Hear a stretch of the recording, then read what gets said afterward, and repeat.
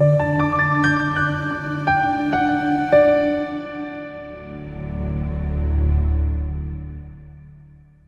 ngavama umusa kuvame uthando nibusise empilweni yakho. Konke okuhle okwenzayo uthola umvuzo wakho. Impilo yakhe ngathi ngaba nokuthula nozinzo. Igama kuPastor ngichannel iNewflick. Sibonga bona bonke abantu abalandela ichannel. uNkulunkulu akanipha amandla, uNkulunkulu akaniseke ngasonke isikhathi ngishiya. Yenzani okubalekile nokufanele. Ndingayeseka ichannel ngamandla eninawo. Ninganikela ku-channel, ningalike le video, ningabheka le video namanye ama-video 1000 esisiwenzile. Ayokusiza kakhulu. Uma iphupho lilide kakhulu ungangifonela, uma lilifishi ungalibhala ku-comment section, kodwa futhi ungangifonela kunankinga. Kodwa uma lilide ku-compulsory ukuthi-ke ulifonele DJ Bajiyani uthi mina ngithuzwe ukuphupha la ngihamba ke emathuneni, ngicela ungisize ngincazelo. Ukuphupha kuhamba emathuneni ngingasho into ehlukahlukene depending kwi-culture nosiko lomuntu, uyabona, noma inkolo yabantu ehlukene. Kodwa ke kafushane uma sikhuluma ngethuna, sikhuluma ngeliba, sikhuluma ngencwaba, abanye bathi liba, kodwa kakhulu masirefera kwemathuna angcoba amakhosi baye bebizwe ngamaliba. Iliba ungaba ithuna, ungaba incwaba noma amancwaba noma ke indlu yokugcina, uyabona. Kungasho into ehlukene, kodwa amathuna kubalekile ukuthi sikuveze ukuthi afanele siwathathe njengesizinda semimoya la kuqukethwe khona imimoya, la kuhlala khona imimoya. Ngaba ke imoya ehlukahlukene, imoya emibi noma ke imoya yeyidalwa namathongo still isengakwazi ukuthi siyamunise kakhulu namathuna, yabona. Ake sithi ke number 1, uma uphupha la amancwaba kuwuphawu sithatha njengolubi uma uhamba phakathi kwamaliba noma phakathi kwamancwaba. Ulingasho ke la okunye lingasho nje kuba namathunzi amnyama akufanele asuswe kulowo muntu loyo. Komunye kungasho ukuthakathwa ngemimoya emibi, ukukhunkulwa ngemimoya emibi efanele ukusukumele ukwazi ukusizwa nokulekelelwa kulokho. Kodwa nje ukuyibona uphakathi namathuna kungakhomba ukuthi mhlawumbe kunamathunzi efuna ke alahlwe kuwena, kunamathunzi efuna asuswe kuwe. Ongaba amathunzi akunamathele ngoba ungalashi waloywa noma unanjilwa amathunzi ngoba kunamathunzi nje abantu abaningi asebandlule emhlabeni kwangenziwa lutho noma ke nje wacosheke ngendlela kunamathela. Number 2, umuphupha amangcwaba kungabuya kube uphawu oluhleke ukuthi isikhathi uma emadala osuke nje lusho ukuthi mhlawumbe ungase uxhumane nomuntu noma kudibane nomuntu owamgcina kudala ozofika ngeindaba ezimnandi, ngiyabona, noma ezinhle.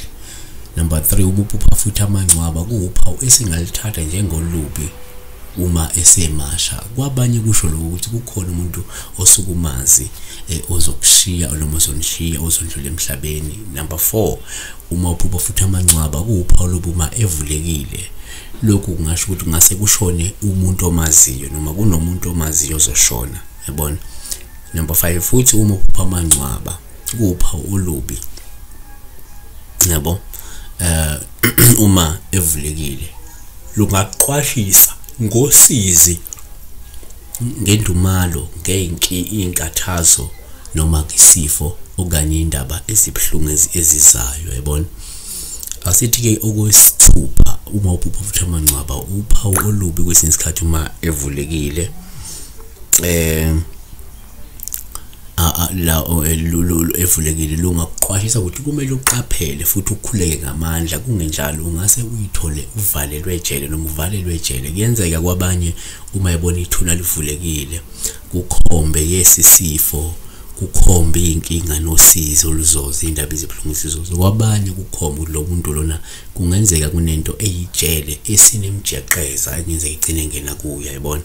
Number 7, okuyenzeka futhi uma uphupha la amangcwaba sithathe njengophawu lobuma engaphakathi kwendlu, kungakhomba lokuthi le ndlu leyo mhlawumbe kungenzeka kunemimoya engagezekile ekhona lapho edinga ukugeza, kunemimoya emibi ongenzeka mhlawumbe iyathunyelwa kulowo muzi loyo, noma ke ungase mhlawumbe ulashekelwe wena utho osuke lubalekile, yabona. Kuyenzeka futhi okunye singakubala number 8 ukuthi uma uphupha futhi amangcwaba kungaba uphawu lobuma emadala evulekile lungakhomba la ukuthi mhlawumbe kunenkulumo noma kunenkinga okanye kunodaba lwesikhathi sendlulo olungase libuye livuke futhi bese lidinga lapho ukuthi luxazululwe yabona. Number 9 futhi umuphupha amangcwaba kuwuphawu olukuma uwabona kwabanye kungakhoma nje ukungahambi kahle kwezinto zalowo muntu loyo mhlawumbe esimeni senhlanhla evalekile, esimeni senhlanhla ethwebulekile, esimeni senhlanhla esukudinga ukuthi mhlawumbe umuntu engasukuma eyogeza ukuthi lesipho senhlanhla bese mhlawumbe siyavuleka yabo. Noma athole kanye usizo kubantu ababelaphi. Kodwa ke number 10 asesithi ke umuphupha amangcwaba kungaba uphawu olubi uma egcwele ukhula. Lungasho ukuthi kungenzeka kudinga ukuvakasha nje uyocenta mhlawumbe idala zakho ziyakuthethe ake nize nizocenta la nisize ukuzocenta la emanxiweni noma wherever la nithuna khona. Kodwa number 11 asesithi futhi ke lawo mangcwaba yaphupha agcwele ukhula. Kwesinye isikhathi lento kungenzeka ikhomba ukuthi kumele usukume mhlawumbe uthole usizo kubelaphi noma usizo lwabelaphi bendabuko ngoba kungenzeka abathakathi sibegange ngawo amathuna bafaka imithi emibi nengafanele engabe efakiwe ke lapho kulawo mangcwaba yabona.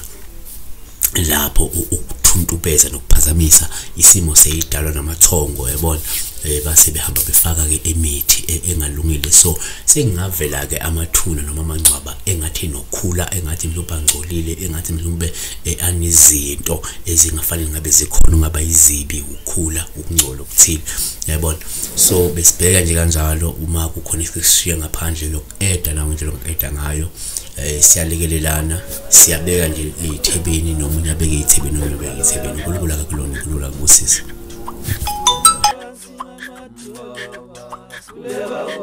Yes.